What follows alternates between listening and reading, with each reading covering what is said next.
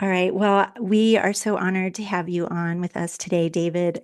I have to tell you, though, I'm a little nervous about my speaking speed. Like my Mm. words per minute do not even compare to your words per minute. So I might have to like 3x my part whenever I talk just to sort of align with your speaking speed. Oh my gosh.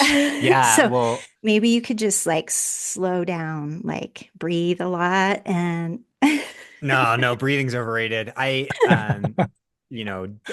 speaking of, well, first, thanks for having me here. But number two is I finished a run this morning and down an entire Coke. So cannot turn down the speaking speed from where I'm at Okay, right now. okay. Nice, Well, nice. I did have some tea and a little extra caffeine as well to try and like level up today. But Oh, anyways, hell yeah. we are so honored to have some time with you today. I mean, your experience and background in sport and running and the coaching you do is so extensive.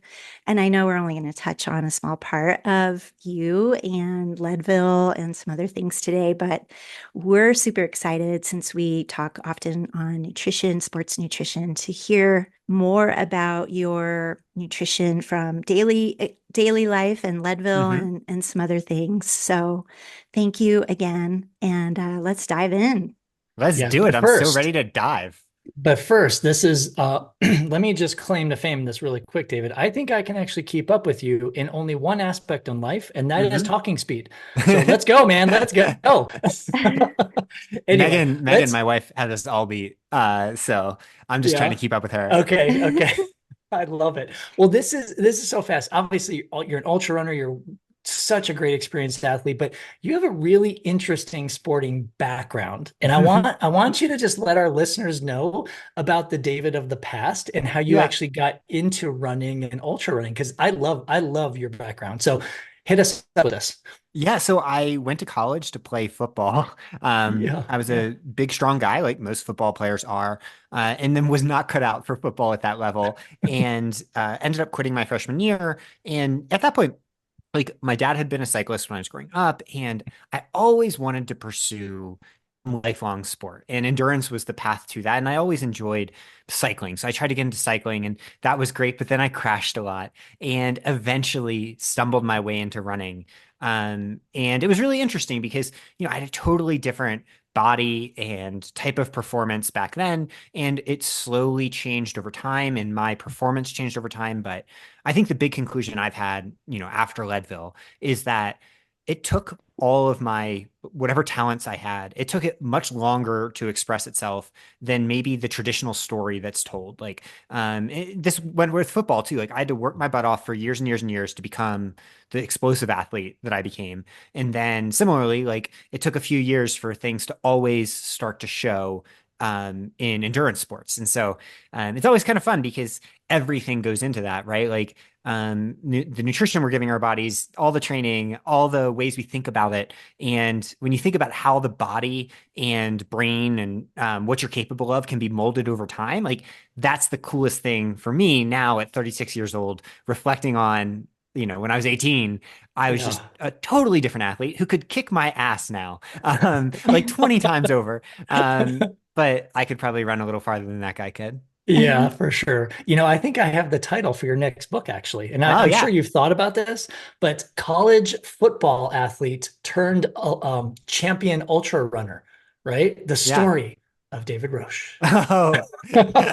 Yeah. I feel like there needs to be something about the magically shrinking neck. Yeah. Since Megan always gives me a hard time because the photos from when I was in high school, I was one of those guys with a, fire hydrant neck because I trained it Right. too. Like, Right. it gets back to how training works. Like I would do neck weightlifting where I would Oh sit yeah. on the Oh side, like yeah. Yeah. I Yeah. would lie down on the side of a couch and I would have my dad when I was in high school, like put all of his potential weight into the side of my neck and then I would lift up against it.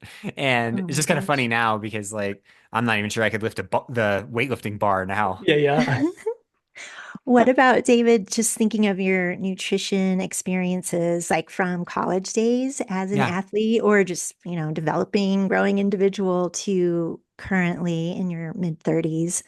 Are there some things that you have changed either your perspectives on or just like your routines that are noteworthy? Absolutely, massively. I would say now, just to start here, is I'm so much less structured than I ever was before. So, I mean, I almost think it would border on disordered eating and disordered habits starting when I was in high school. So, like, I was trying to manipulate my body to be this power athlete, which in retrospect, like, I wouldn't be able to achieve the things I did at Leadville and other places if that was natural for me, right? Like, I'm not a natural sprinter and jumper. And to do that, I loaded up on protein, like the type of heavy protein diet that you might see amongst like the bodybuilders, right? Because I was trying to gain as much muscle as I could. Mm. And then when I quit football and understood that, oh, well, now I don't have that constraint. And then I started to get a little bit controlling of my food in various other ways. Like I was a vegetarian slash vegan throughout college, for example. And in retrospect, I grounded it in a lot of different things, but it was just a convenient way to kind of restrict my nutrition as well. And then as I met Megan and Megan encouraged me to just kind of open up to everything and understand that it's okay to be a little bit less black and white about things. Over time, I've gotten less and less structured to now I just apply a few general principles about like trying to make sure I get, a certain amount of protein a day, always, carb up my training for the most part. And then just basically don't think about anything, don't tally anything other than in like in race, in training, nutrition. Yeah, I really appreciate that too. It's something I've heard you and Megan both mention often is like that flexibility piece and enjoyment and Yeah. like allowing for social freedoms there as well. Oh, yeah. I mean, my big things, I love food so much. Like it is one of the best parts of the day. I mean, maybe this is tied to things that maybe aren't healthy on a full level, but for me, one of the best parts of being a human is eating and getting to eat all the time. And it's one of the things I love about training is it adds structure to that process that goes Mm. beyond just, eating to live. You're eating to perform and improve and all this other stuff. And yeah, so I love a conversation about nutrition because for me, it's not just performance. It's like one of Yeah, the most fun things in every single day. Like I remember exactly. when Megan was giving birth, like we're already excited. She's pregnant with number two, and those chicken fingers at the hospital. Oh my God, they hit right. They're the best. Were you like, hey, Megan, hold on 1 second. Don't push. I need to go get some chicken fingers. Oh man, it took 60 hours. We had a lot Oh, of Oh, a lot of well, opportunities for you had chicken yeah. fingers. time. Holy cow. I don't know if now is a good time to ask you this question. Yeah. If are you in a taper period for this next race coming up Yeah. here? Had the Yeah, coming javelina? up in 9 days. Okay. Well, I was going to ask you like a snapshot of what a typical day is, but I don't know if right now is typical because you're in maybe a different period of time. But I wonder if you could just walk us through a typical day of like daily nutrition. I think the Nesquik comes in somewhere, but I don't know if that's a. Yeah, absolutely. No, today's a great day. I mean, I don't taper down too much till the last week. So today I did like 10 miles steady at, 5:30 pace here around our loop and then a couple miles cool down. So in all like my energy demands are similar to normal. So yeah, I'll wake up at like 5 a.m., come down the stairs and have my, you know, controversies noted. This is not a promoted thing. We don't, but I'll have my athletic greens and then I'll have some tea, some just black tea, two tea bags with my Nesquik, very important, Mhm. and some creamer and salt in there. And it's like a hot chocolate. Don't knock it till you tried it. It's delicious. Grayson Wait, Murphy, multiple wait, time wait, world wait. champion, came Can you back over. up a little bit? Yeah, yeah. Give us what's this recipe? So you do water with Nesquik. Yeah, yeah. So the just tea, two tea bags, two Oh, black okay. tea bags, heat that up, and then Nesquik, salt, and creamer. So it's Oh just my basically hot gosh. chocolate tea. That sounds Yeah. good. Yeah. And Grayson Murphy came over, so multiple time world champion, and she got her first Nesquik hot chocolate, and she's like, "All right, this is mind blowing. I agree." I Nice. lo- we're gonna try that. That's why I Oh asked you for that. yeah, I'm like, I yeah, know. that's yeah, that's tomorrow. Yeah, totally game changing. And then like 30 minutes later after that, like I like to have caffeine right away because I this is my prime work hour as well, like intellectual work hour Mhm. until Leo wakes up. And then I'll have usually oatmeal, something super simple like that. Sometimes like I branch out and just have like a big blueberry muffin, basically just something carb heavy that I like enjoy eating. Always try to put, like, if I'm having a muffin or whatever, I'll try to put tons of butter on it. Just basically get as many calories as I can through whatever source is most fun. Yeah, then I'll get out for my run, and then before the run, I'll have like electrolyte drink, things like that. Go out for my run, and then generally my approach is I fuel all training that is either higher intensity, like today, or longer. But I'm not necessarily just fueling purely easy training for myself at this point, because I don't need to. And but I always try to hydrate and then finish the run. Try to have you know plenty of hydration right away. And maybe the biggest thing that I swear by for recovery is just I almost immediately have protein shake mixed into milk right away to just get my stuff. I do like a Vega protein. I don't necessarily love the taste, but goes down easy. Yeah. Then nice big lunch, snack then till dinner, nice big dinner, do it all over again. David, you mentioned you were vegan, vegetarian in college. Are you still practicing plant-based No, or? actually, Okay. Megan, on our one of our first dates, Megan's like, "Don't you ever just crave a big slab of meat?" Um, no, I learned pretty quick that like, where she was coming from on that was partially joking and partially saying like, "Look, loosen up," and Yeah. Yeah. especially for like, she's a top female athlete, like, the constraints on female athletes are so much greater, and like, if I was going to do that, it wasn't probably going to be amazing for what our dates looked like at first too. So, because it made me actually drill home. And over time, one of the main things I've seen that's also a really controversial point that I don't want to get into too far is like so many people, I ask them just wherever your restriction is, even if your restriction is something that's ethical. Like I'm an environmental lawyer in training, dedicated my entire life to environmental causes. And I hear all these people say, I do it for environmental reasons. I'm like, great. But were you also in a period of disordered eating?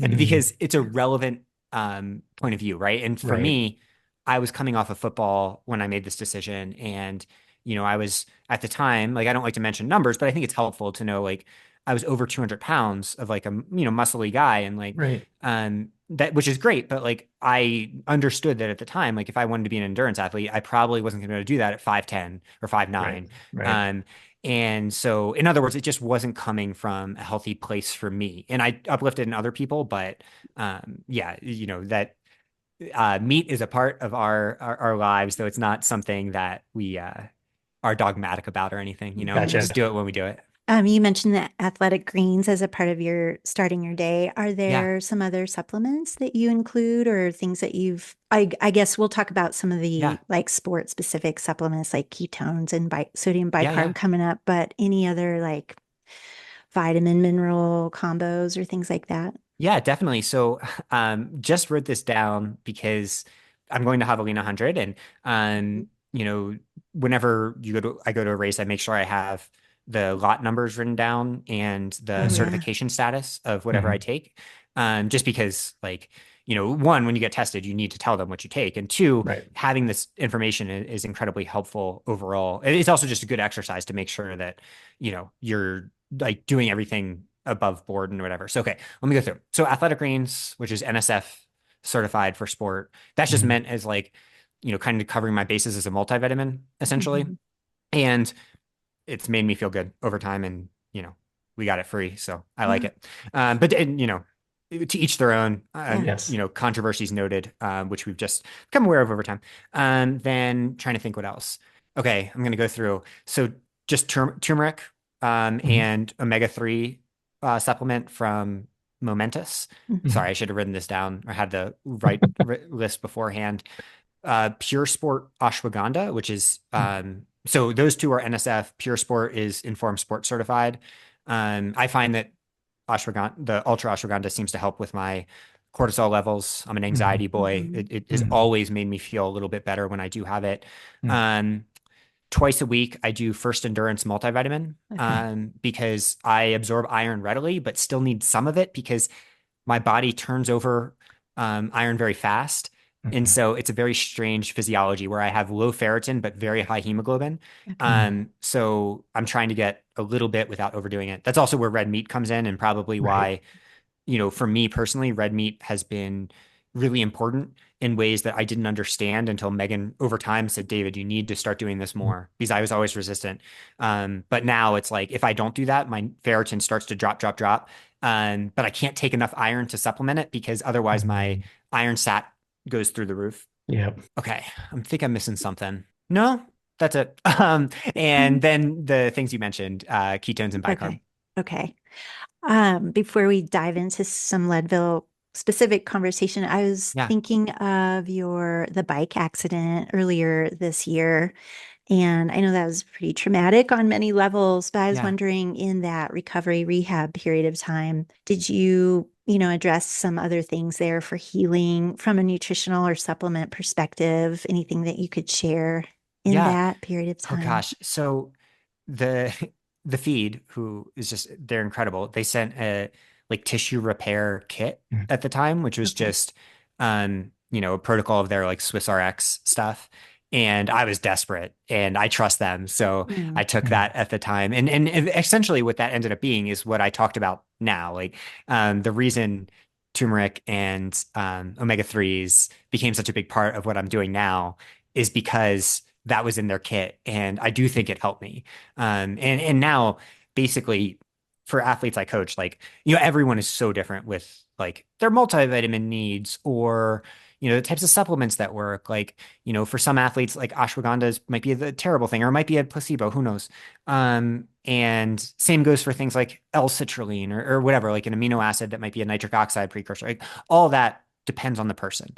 But I generally think turmeric and omega 3s is just one of those background health supportive elements that is basically harmless unless you take really high levels of omega 3s, in which case it might contribute to AFib, which Mhm. is like a scary thing for men in particular when they're a little older. But like basically as a background, anti-inflammatory heart protective thing, I always find that I just kind of say to athletes, it doesn't hurt to have it on board. And there's Mhm. so many good like Momentous makes great certified options.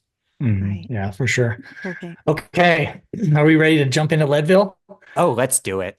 Near and dear to our heart. Okay, so before we're going to kind of ease into this. We're going to kind of warm up, right? So, Yeah. did you do any physiological testing or biomarker testing, blood work, sweat sodium concentration testing? Did you do any testing this year, like prior to Leadville, to give you baseline markers? Yeah. So biomarker testing, I do a couple times a year. I hate needles. I hate needles so much. Mm, yeah. Um, but that gave me confidence because, again, I saw these numbers I mentioned to you. And maybe the best biomarker testing of all was when I was in the ambulance, I got a free blood test.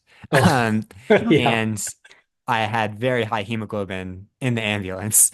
Okay. And it was a good reminder of like, oh, I am gifted in this way. Like, and what it is, and it's just like an interesting physiological wrinkle, is I have one copy of the HFP3 gene, one of those genes that Mm, for codes for hemochromatosis. But if you just have one, if you're heterozygous, you don't actually have hemochromatosis. So my body mm, does absorb iron readily. Interestingly, when I put this online, because I try to have no secrets about anything, as you guys are hearing today, yeah. other people are like, "Oh, I went to my results and I have that same gene variant," or or Oh. there's another copy, another type of gene too that codes for the same thing, and almost all of them had higher hemoglobin. And so Hmm. this seems like one of those variants that's very it's selected for amongst athletes, but Yeah. no one really talks about it because they're not sharing all their data. But Right. yeah, Right. it's like 10 or 15% of the population. So that's good going into Leadville, right? Because I know that. But then I have this weird because of the high turnover, I also have very low ferritin. And Hmm. so that's why I do iron the way I do. And then Hmm. on race week, for example, I had red meat 5 days in a row leading Hmm. into the race at Leadville, like to prepare for altitude and just make sure neuromuscularly, nervous system. Like I have theories that just having some of that on board can give your nervous system a nice little hug. Yeah. Yeah. And then on top of that, sodium testing in my sweat, just a Mm, medium sodium, mhm. just through precision, Okay. median sweater, but then very, very high sweat rate, which is the Mm, most complicated thing for me is that my raw total volume of sweat is very high, which is right. probably what limited some of my success in the past and makes me very worried for Javelina next Mm, week when it's going to yeah. be 95. Um, then heart rate, I use heart rate constantly and have my heart rate zones dialed down to all different conditions and understanding exactly where the top end of my zone two is. But yeah, that's the main testing. Okay, perfect. So leading into not leading into it, but for training for Leadville, I know you were mentioning that there was this fueling problem that you're Hmm. trying to solve. So talk to our listeners about what was this fueling problem that you identified? Well, the big problem, I think, when it comes to ultras is just substrate availability, Mhm. especially at the top end of the sport when you're not mechanically limited as much. Right, It's all right, I want to push as hard as I can in this race. And as you start to push up into aerobic threshold and you switch from, primarily fat oxidation to primarily carb oxidation, like you can generally know how much you're going to be burning. And the problem becomes like, that is a lot of glycogen, even when you're pretty darn aerobically efficient. And so Mhm. the big equation I need to solve for is how to replace that substrate over the course of 15 hours or 15 and a half Mhm. hours when like I have to push this hard in order to get the record, right? I can't Right. go and run this like maybe the traditional wisdom would have been about ultras. I needed to run this harder. And Yeah, so um, yeah, I took a page from, coaching and seeing what athletes can do in practice, and yeah, then also professional cycling and just how much those athletes are consuming.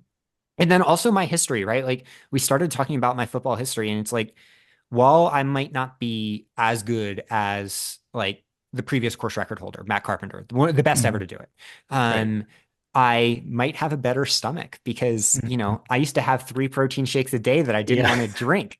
So I can take shit down good. And then I GI trained in a way that I don't think people really have before. And Yeah. if there's any way I hope to move this forward, it's like an understanding of GI training that moves beyond just doing your race day protocol.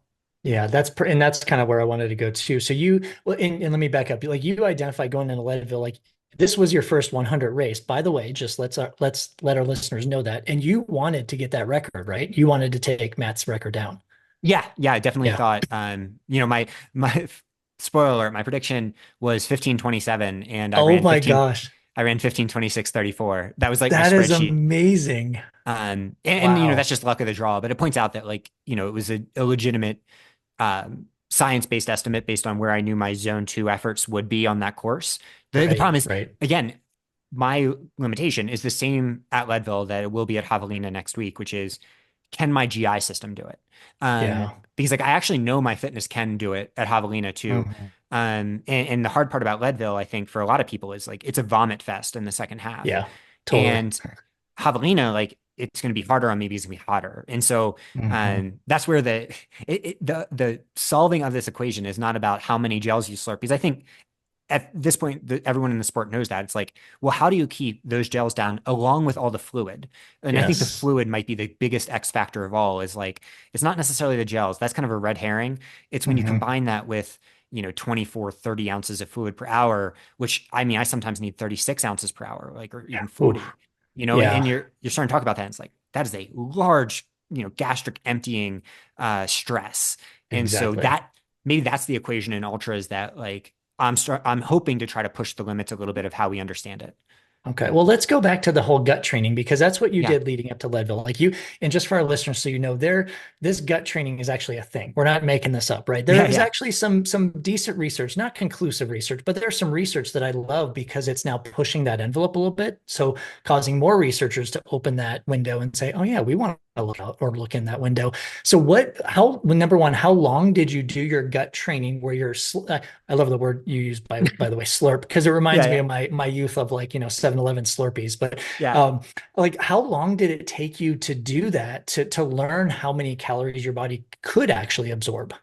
So I don't have an issue at all with the calories, which is Okay. as crazy as it sounds. Like that once I learned over time that the new gel sources are just so good for Right. that. Um, basically, like I think that we're missing the biggest, like I have plenty of specific carbohydrates in my diet and then in Hmm. training so that my gut transporters are good with the carbs.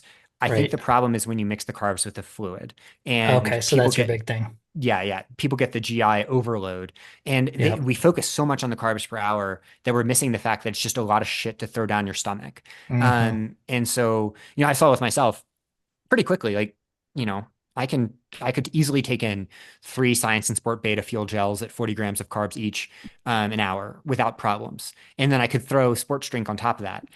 The Mm. problem became when I had essentially these big boluses in my stomach, and it just kind of sits there heavy. And then over time, like the problem is at hour 4, 6, 8, like that's just going to come back up. Like it's not going to Right. work. And Right. so, yeah, I mean, for inspiration, I turned toward the world of competitive eating. So Hmm. there was an amazing 2017 review article called Training the Gut for Athletes. And it was the first one I'd ever seen that used competitive eating as an example of how we should do it. That's never been mentioned again. No one ever talked about it. But to me, that was kind of a light bulb moment. I'm like, we have athletes that are pure stomach Yeah. monsters. It's what they're the Right. best at. We should look into that world. And so I tried to channel that a little bit, experiment with it. And then, also I have athletes I coach where they're experimenting too and reporting back. And so was amazing because, I get to coach people that are, some of the best in the world, and Yeah. they're doing this in practice too. How did you do? So you mentioned kind of the trick was to kind of balance the fluids going in with the Yeah. carbohydrates, with the calories. Did you offset those, or did you always have fluids at the same time that you consume carbohydrates, your gels? I always mix it up. Like there's no, Okay. um, I try not to do almost anything in a methodical fashion, like in a Okay. real, because life racing, none of it's methodical in practice. Right. Like, Right. in reality, you're mixing it up so much. So, what my goal always is for myself is I want to work up to the point that I can consume all of my hourly calories at once in training, without it being an issue, followed by all of my hourly liquids at once Mm. without it being an issue when I'm in need, right? Like I wouldn't do this Right. at rest or at minute 10. I would do this at minute 75 or 80, or something like that. And that's to me is kind of the barrier. And so, for something like Javelina or even Leadville, that comes out to like, 3 gels plus a lot of fluid all at once. And it's not something I recommend to anybody at this stage because it's Right. unresearched. But, I think what was most impressive about how my stomach handled Leadville is that I didn't throw up Yeah. when I Right. was taking in, 120 to 150 grams of carbs per hour the whole race, and probably most significantly, a lot of fluid. Right. And which is amazing in its own right that you did not vomit during the race. Right. Yeah, I yeah. do want to 10 minutes highlight after that. the finish line, 10 minutes Yeah, after I I read did it. that, right? But it was mostly, well, we'll get to that. Yeah, Yeah, yeah, let's yeah. push the pause button on that one. But most like the gels, the carbohydrates, I want to share this with the listeners. The carbohydrates gels that you were using were more what I call new technology gels, right? So Definitely, it's yeah. not the gels of the past that we're used to. These are the ones that have specific like glucose to fructose ratios, maltodextrin to fructose. So you were using some of the most, I would just say this, highly advanced carbohydrate gels on the market, which do play for your body being able to absorb them a little bit more efficiently, Oh yeah, right? So no. I want to Use a shout that regular, out. use an older gel for this, and it wouldn't work after hour 2. And Right. maybe the most eye-opening experience for me was the first time. So before this race, I'd only done 250 milers, but I tried to Oh go my over gosh. 50 miles once before, and the race was going awesomely. I was running at the front at the Canyons 100K, and then there was no crew spot in the middle of this race, so there's like 45 miles without crew. And so I took a gel that was on the course. Don't want to shout out this gel company, but Yeah. immediately vomited immediately. Oh gosh. And it was when I realized, all right, this is something that you have to approach like in a true, just like you're not taking in anything other than what you know. And sports drink, like sports drink, I'm fine with. And yeah, like if you talk to people in other sports, and that's one of the big advantages I have is that, given our platform and everything, like the top coaches of cycling will reach out to us to ask us questions, and then we can ask them questions and things. Mhm. If you talk to them behind the scenes, like they're not saying that the cycling peloton is powered by drugs or anything like that. Even when Right. they're being honest, they're saying it's being powered by a ton of carbohydrates and bicarb and Mhm. ketones and all that, Right. and post-exercise ketones.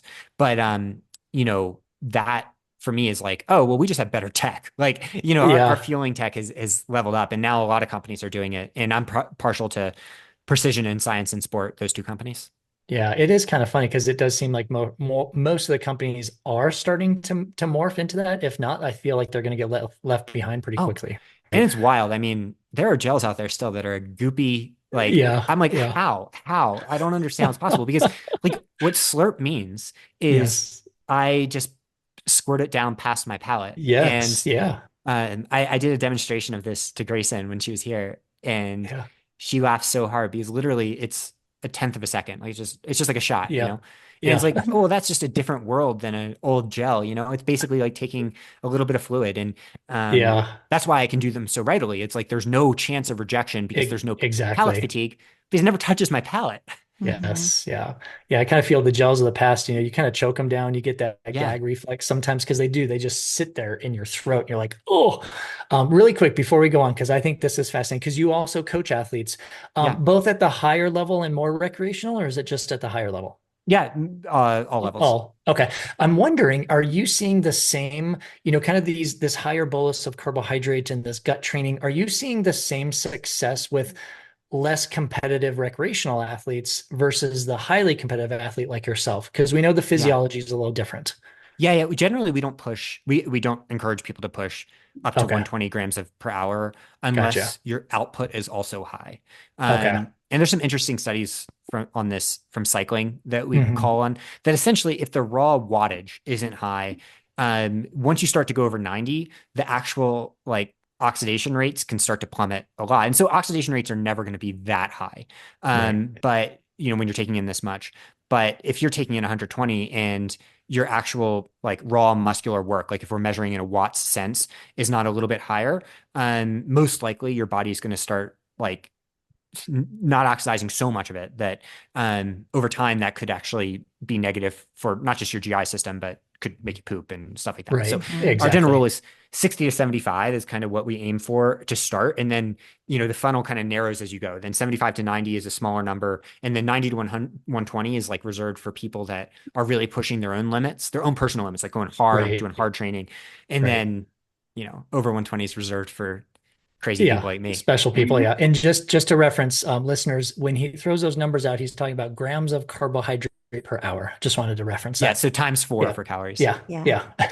David, this is awesome. I think it's so great too that you blend science like with the application and but you're also testing things for which we don't have robust, like abundant research for, like the exogenous ketones. We have some research for sure, but in this setting, I know with the cycling world, we've got Yeah. more research and things, but bringing it into the ultra running scope and like the use of it for recovery or cognition, things like this, like it's so cool to see this happening. I wonder if you could Yeah. talk about your use of the exogenous ketones. I don't know if you want to mention brand name that you used, but Oh yeah. um, No, yeah. I'm not tied down to anybody. So Okay. I'll message. Yeah. So general feeling on keto, I was skeptical for the longest time, both ketones and Hmm. bicarb. Hmm. And what ended up convincing me was a pair of studies last year that came out that essentially tied it to recovery rate so much, along with natural, like the amount of EPO secreted by your kidneys and from post-exercise use. So the pre and during exercise research is absolutely not compelling to me whatsoever. And to get a feel for it, to understand, because the marketing pushes it as like a mid-exercise supplement, I tried that Right. a couple times, and both times lights out. Like it just did not work for me. And I understand it might work for others, but this is not something that is backed up by enough research to even experiment for me or the athletes I coach, is during or before. Though cyclists and have a little bit of data that maybe there's some, especially nervous system changes like Mhm. cognition, that could play a role in really long events. I don't mess with it and I wouldn't have athletes mess with it. But where ketones are compelling is the post exercise framework, where there was one study in particular that blew my mind where they did 6 days a week of double sessions where they essentially tried to overtrain athletes, and they Mhm. found that they could not put them into a state of overreach when they were taking post-exercise ketones. Like Mhm. obviously that's like a little study, but it's kind of mirrors what I've experienced in that it helps me manage the training load really well. And I just do like a basic bitch background shot of ketone IQ, the like Oh cheap yeah. one, because like I have to pay for it. And so I don't want to buy Delta G, even though the research is on the Delta G type formulation, Hmm. not the ketone IQ one. Which might also be why it doesn't work for me during training, is that Uh, ketone IQ is an ester, which Hmm. might not be the way you should take it. But either way, like, yeah, I just take the most cheap thing possible. And they're a cool company. I like the people there. And I even take it the day before. So I take it maybe 3 to 4 times a week after exercise. And then the day before my races, like after that run, I found that like if I don't, I have so much data now that I can tie my performance so much to every little intervention, not just in races, but in training. And I found that it does improve my performance even the next day. What is the mechanism there?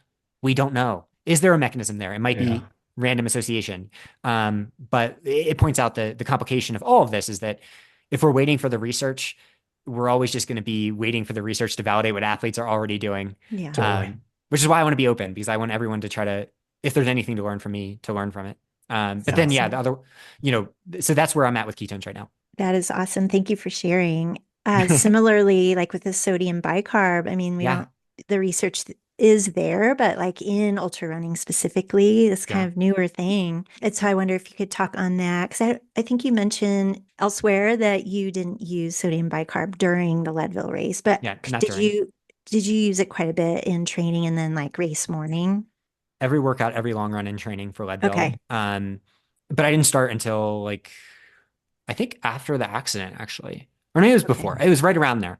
Okay. And yeah, so the bicarb story is maybe one of the more interesting scientific and innovation stories ever because we've known for decades that, sodium bicarb, which is baking soda, buffers hydrogen ions and improves high intensity performance.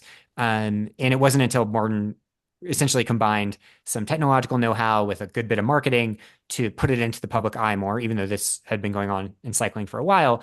But what drew my attention was just being a track coach of world-class track athletes and starting to understand, talking to those coaches that like it is 80 to 90% adoption at this point. Like Mhm. this is when something has 80 to 90% adoption in the narrow margin sports like that, it's like this is as beneficial as caffeine. Like, I mean, there's nothing that has that. Maybe super shoes have, 100%, but like Yeah. Mhm. Yeah. you're talking about those types of ratios. And so I experimented with it one day and had so much data. And on my normal 16 by 1 minute on, 1 minute float workout that I've done probably 15 times on the same loop, I got 250 meters further, which is a hugely statistically Hmm. significant change for me at 1 beat per minute lower heart rate.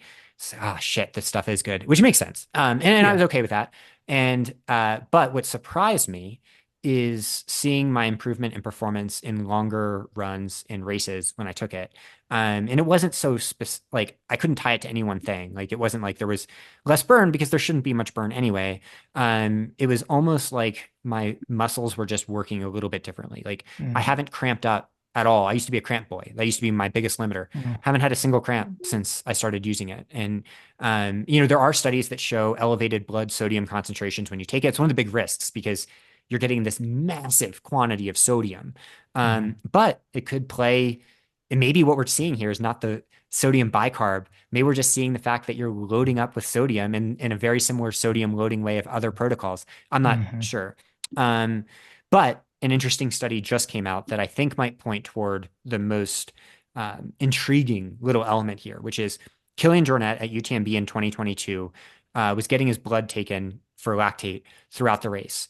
And a little letter to the editor was written on it. And a little itty bitty asterisk in there is that he hit 19 millimoles per liter of lactate during UTMB, which is Wow. like an all out sprint level of lactate. Seriously. Mm. Yeah. So, Yeah. in other words, ultra physiology is different than we assume. Like, right? Mhm. It's much more complicated than just like, oh, you go out and do aerobic metabolism for however many hours. It's like, no, probably we're starting to delve into things that literally cannot be studied because there's no way to get an IRB approval, like ethical Yeah. approval on these types of studies.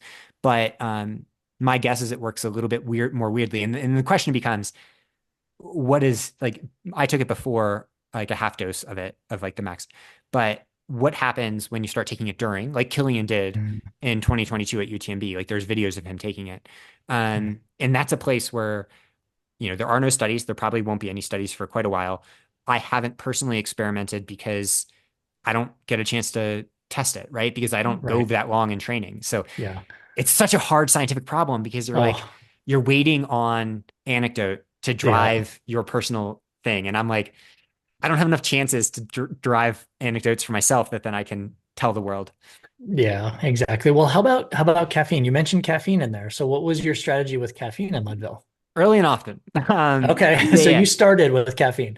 yeah. So did my normal Nesquik Yeah, tea, of yep, course. yep. Um, but then, yeah, so I was planning on having 100 milligrams every 2 hours via Okay. precision 100 milligram caffeine gel. Mhm. And then I got out there for a little bit and I was like, man, when I take a caffeine gel, I suddenly feel a lot more confident about myself. And then when I don't, I start to question whether this is possible. And it was just such a clear cognitive aid that Mhm. then tied to my physiology pretty quickly that we changed the plan on the fly and started upping that total. I'm not sure exactly how much I got, but it was too much. I didn't sleep very well for literally 4 weeks after the race. Oh I my think gosh. I think I caused my nervous system to go a little haywire. But Wow. I also made history, so it's tough to know. I Yeah. mean, I think I what I always tell athletes is everyone has different caffeine metabolism genetics, and ideally know your genetics. Like I'm a fast Mhm. metabolizer, so I'm Mhm. not super high risk of anything. But even then, like I usually say a hard cap at 800 milligrams of caffeine. I went probably over that. I'm not exactly sure, but I also suffered the consequences, but then also set a record. So tough to know. I do think caffeine is one of those performance enhancers that I am a big fan of. No caffeine fast. Do not make your body feel like shit in the taper for Mhm. no reason. No, you can Mhm. dial back so you can sleep better, but Yeah. like understand your body. The science of that is it's older science. Um, and then during the race, early and often, it's a huge performance enhancer. And as long as you're a good responder, I don't like athletes withholding it from themselves till later in an event, unless they're doing like Mhm. multi days where sleep is the big factor. Like Mhm. Megan coaches Tara Dower, who just set the Appalachian Trail FKT. And for her, caffeine had to be a lot more strategic. But if you're doing a 1 day event, you know, have fun with it. Yeah. It's something I'm both very excited about at Javelina because that Yeah. feeling, you feel like you're on top of the world, but also very, very not excited about the after effects of that Yeah. much caffeine. That's a good point. I mean, it's pretty cool. You didn't have much in the way of any GI distress during Leadville. I know you mentioned at the finish line the vomiting that happened Yeah. about 10 minutes after. I think you've mentioned and talked openly about like the few trailside poops that you Yeah. had, but that doesn't sound like it was And they anything were early. distressing. That was just from like, Yeah, I'm early. gonna do Yeah. that at Javelina too. It's been harder in the Okay. desert, but that's Yeah. just the my Yeah. Yeah. nature of my GI system when I'm, loaded up when And an that, You early know when morning race. things flow. Yeah. And it's like yeah.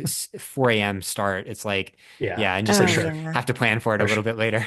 And it Yeah. seems like the finish line vomit is not that uncommon among like the level of competition that you are racing at. I mean, that intensity, and then suddenly you're stopping, and like Yeah, nervous system and all the hormones and all that stuff. And just definitely. like Yeah. that momentary like stopping and that. But But I was definitely managing it, yeah. especially the last like 12 miles or so. It was, Mm.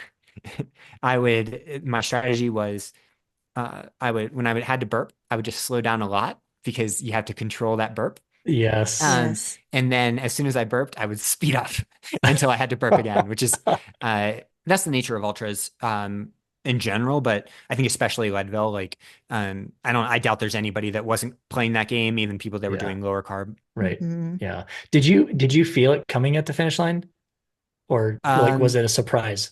oh yeah, no, I knew You felt something okay. had to, Okay. Um, I'm not the type of person that has much experience with that. Granted, we yeah. Yeah. did get a really bad stomach bug 8 days before Oh. Leadville, so I had some Oh. like it was fresh in my brain. Yeah. Um, Yeah. For speaking of, sure. Unfortunately. yeah, speaking of like if the timelines align, I need to get food poisoning tonight. So, Oh.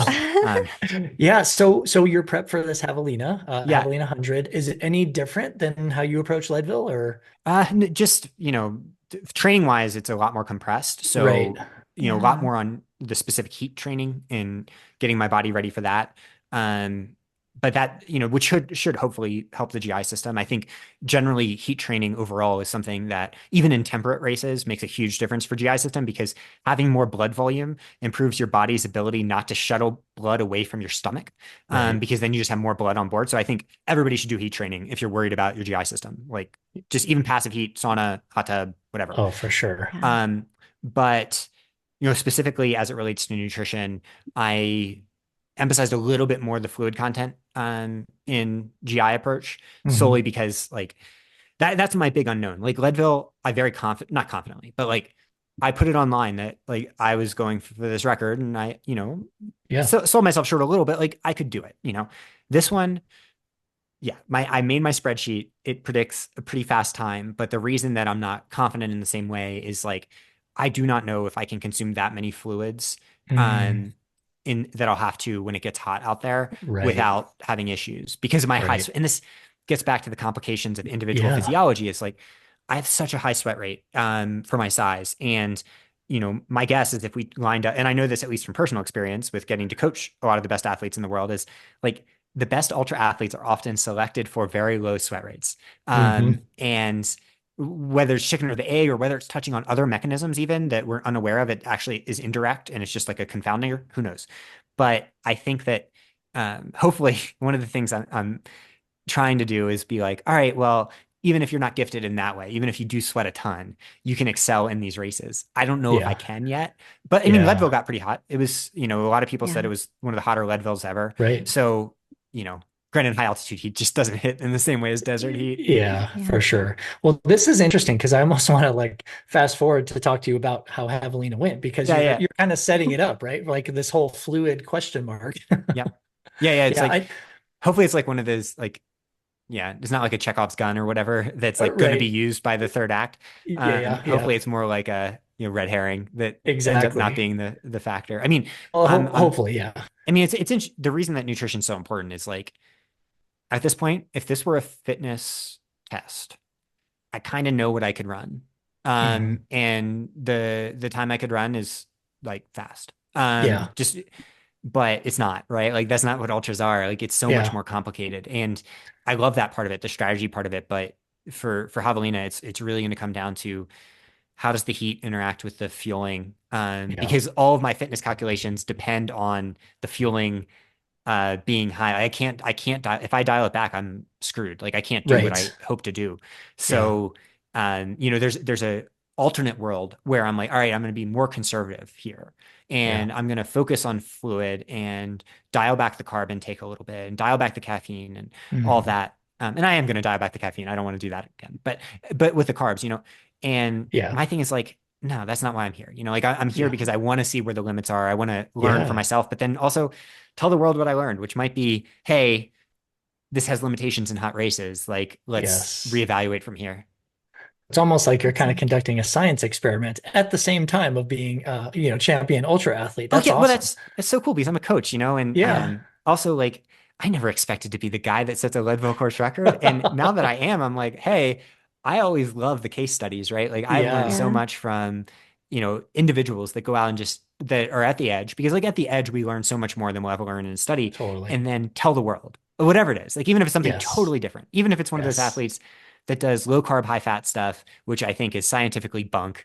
Yeah. I learn from them, right? And so Yeah. like one of my favorite podcasts I did was with Zach Bitter Right. after this. And it's just like, it was fun to go back and forth with somebody that has a totally different view because, Yeah. we're all trying to learn together, like what human physiology actually does under these constraints. And Right. the wild part is studies aren't going to be what tells us. So Yes. It's it's fun very to see. true. And what I loved at Leadville is that the Mary Denholm, who ran the second fastest time ever for women, did 110 grams per hour. So like we Wow. are seeing it's possible not just for men but for women Yeah. too at that level. And Right. so I Right. love that different athletes are trying it.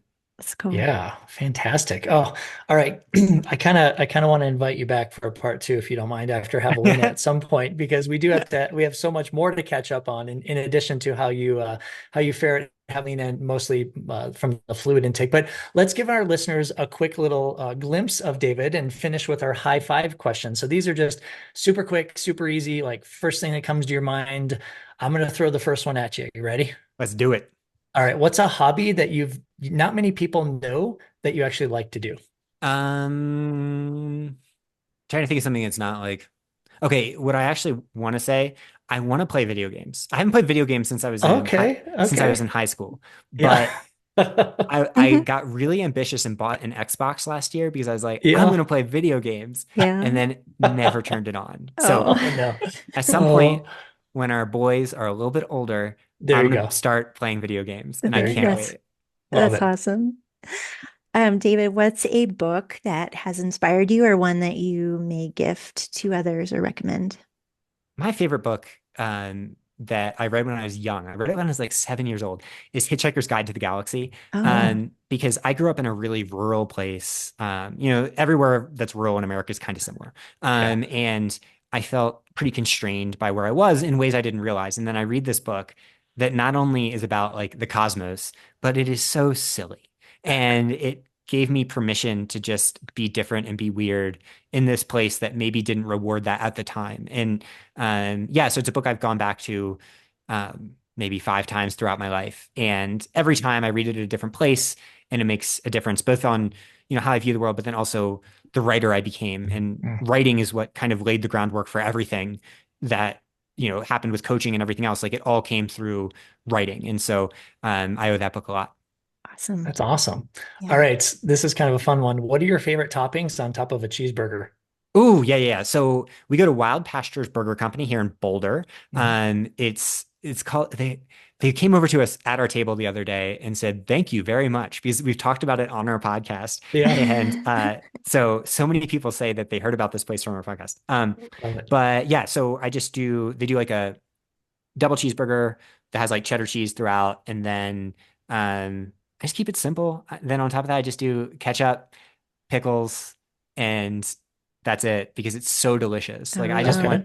I don't want any tomatoes on this burger. I just want to Yeah. enjoy this burger. It's You great. If enjoy you're Nice. the ever in meat. Boulder, try out Wild Pastures. It's so cool. Every time we're there, we see podcast listeners, and it's one of those kind of cool moments. Because this is one of those moments where they try to make it about like health, whole, like a Yeah. approach to food that isn't just, let's make it as cheap as possible. Like, I don't know the exact details, but everything that on their thing says you can eat here every day with your kids and it's good. And I don't know if that's true, Oh, but the point just being like they care. yeah. And Yeah. I like that approach to food, even though like I want a really loose approach to food. Not every one of my calories shouldn't come from Fritos. Right. Many of them, but not all. Many. Oh, cool. I can't wait to go there next. What is a sport that you envision maybe trying like in your later years in life? A sport you've never done or something? I want to do pickleball. I've never done it. Oh, Mm. yeah. But Megan, my wife is, one of the best athletes. She was like one of the top field hockey players in the country, and then came into running and won tons of national championships. I imagine she will be the most killer 70-year Yeah. old pickleball player. So I need to get on top of my game so we can play Yeah. doubles and become Nice. champions. That's right. Awesome. But then I'm also mostly just excited about, when Leo's a little older, being like a coach of his teams. So I can't Yeah. wait for that. Oh, Yeah. And I'm going to own his shit. He doesn't even know for like a few years and I relive my love glory it. days. I love it. That's right. That's right. You have to as a parent sometimes, right? Yeah, exactly. Okay, last question, last but not least, if you only had one piece of advice for all athletes, just one, what would that one piece of advice be? Be weird. Like, Oh, I think that this goes for life, but especially applies to athletics too. We all feel a need sometimes to fit into models that are given to us rather than understanding that the model that we can inhabit fully is so unique to us. And something I endeavor to understand as a coach too is like, I should never try to fit someone into a mold mm, of where I have seen people have success in the past, even if it fits perfectly with studies and training theory. I should try to understand how that athlete is weird because that is where their superpowers will lie, whether they're a top professional or someone just starting out. And the same goes for literally everything we do in life, that what sets us apart, not just from other humans, but what sets us apart from AI is our ability to be strange in our own unique ways. And so yes. I want people to just, whatever those things are, when they notice them, find them and lean in hard. And like you can even see that in some of the nutrition discussion we talked about today, like how I Mhm. GI train or the way I did caffeine on race day. Like all of this is essentially trying to be like, I am different in ways that are really interesting. And like I'm Mhm. attuned to those things. And over time, from being that awkward kid reading Hitchhikers to the Galaxy or whatever, I hopefully learned to embrace those things. And, whatever I do athletically or whatever, and certainly whatever I do professionally, is just tied to being weird in my own little ways and very big ways Yeah, as well. love it. thank you so much, David. Gosh, you're such an inspiration for so many, and definitely convey that openness to be weird for all people on your podcast with Megan. It's very welcoming, and thank you so much for being open, being willing to talk about these things yet again, maybe a few different ways Oh, this is here, totally but different. I've we never talked really, about any of this stuff. No one's ever asked me these details. So we no, really, this is great. This is so fun. I could go for Good. 5 hours. Good. Good. oh gosh. Well, we will be sending out all the mojo and the vibes to you for Javelina and wish you awesome success. It's going to be so fun to Yeah. follow along. Thank you so much. Love you guys and Yeah. can't wait. It's Thank so you. exciting what you're doing, and thanks for spreading the love in the world. Absolutely. Thank you. And thank you for agreeing to come on the podcast again in the future. Wink, Oh, of wink. course. Yeah, yeah, yeah. You can for that one, you can use a thumbnail of me vomiting in Javelina. Awesome. Oh Awesome. I no. love it. Well, hopefully No, no, I'm not. confident. I'm just getting the bad After the finish. yeah, I'm Yeah. just getting yeah, Yeah, exactly. I'm just getting the bad vibes out of the way. The there we confidence is go. increasing. That's right. Confidence is That's right. increasing. All right, David. Thank you Love it. again. All right, you're awesome.